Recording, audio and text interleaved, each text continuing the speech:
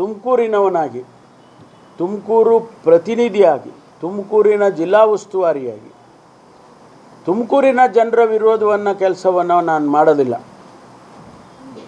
ತುಮಕೂರಿನ ಜನರ ವಿಶ್ವಾಸದಿಂದನೇ ನಾನು ಕೆಲಸ ಮಾಡ್ತೇನೆ.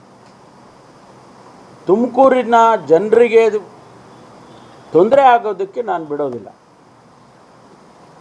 ಅಂದರೆ ಈ ಯೋಜನೆಯಿಂದ ನಮಗೆ ತೊಂದರೆ ಆಗೋದಿಲ್ಲ ಅನ್ನುವಂಥ ರೀತಿಯಲ್ಲೇ ನಾವು ಅನುಷ್ಠಾನ ಮಾಡ್ತೇವೆ ಬಿಟ್ಟರೆ ತುಮಕೂರು ಜನರಿಗೆ ಅನನುಕೂಲ ಮಾಡಿ ತೊಂದರೆ ಮಾಡಿ ನಾವು ಈ ಕೆಲಸವನ್ನು ಮಾಡೋದಿಲ್ಲ ಅನ್ನೋದನ್ನು ಸ್ಪಷ್ಟೀಕರಿಸ್ತೇನೆ.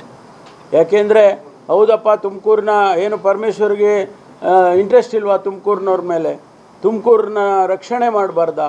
ತುಮಕೂರಿಗೆ ರೈತರಿಗೆ ಅವ್ರ ಪರ ಇಲ್ವಾ? ಇವೆಲ್ಲ ಪ್ರಶ್ನೆಗಳು ಬಂದಿದ್ದಾವೆ, ನನಗೆ ಗೊತ್ತಿದೆ. ನಾನು ಒಂದೇ ಸ್ಪಷ್ಟೀಕರಣ ಕೊಡ್ತೇನೆ.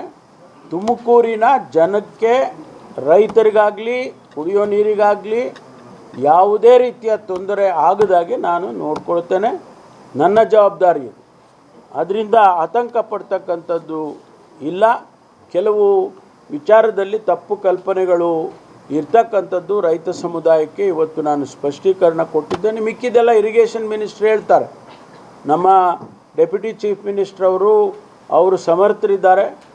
ಅವರು ಎಲ್ಲ ರೀತಿಯ ವಿಷಯಗಳನ್ನು ಅವರು ತಮಗೆ ಅಂದರೆ ಜನಸಮುದಾಯಕ್ಕೆ ತಮ್ಮ ಮೂಲಕ ತಿಳಿಸ್ತಾರೆ.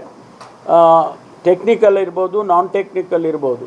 ನಂದು ಒಂದೇ ಮನವಿ ನಮ್ಮ ಶಾಸಕರುಗಳಿಗೆ, ಇದನ್ನು ತಾವು ಯಾವುದೇ ರೀತಿಯಲ್ಲಿ ರಾಜಕೀಯ ಅಂತೇಳಿ ಆಗಬಾರ್ದು. ಯಾಕೆಂದರೆ ಹೌದು, ನಿಜ, ನಾವೊಂದು ಪಕ್ಷದಲ್ಲಿದ್ದೀವಿ, ನೀವೊಂದು ಪಕ್ಷದಲ್ಲಿದ್ದೀವಿ. ಇವತ್ತು ನಾವು ಅಧಿಕಾರದಲ್ಲಿದ್ದೀವಿ, ನಾವು ಇನ್ನೊಂದು ಸಂದರ್ಭದಲ್ಲಿ ನೀವು ಅಧಿಕಾರಕ್ಕೆ ಬರ್ಬೋದು.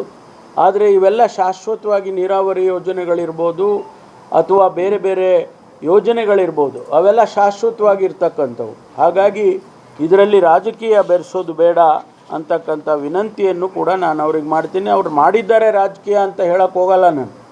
ಆದರೆ ಇವತ್ತು ಅವರು ಈ ಸಂದರ್ಭದಲ್ಲಿ ಸಹಕರಿಸಲಿ ಅಂತೇಳಿ ನಾನು ವಿನಂತಿ ಮಾಡಿಕೊಳ್ತೇನೆ.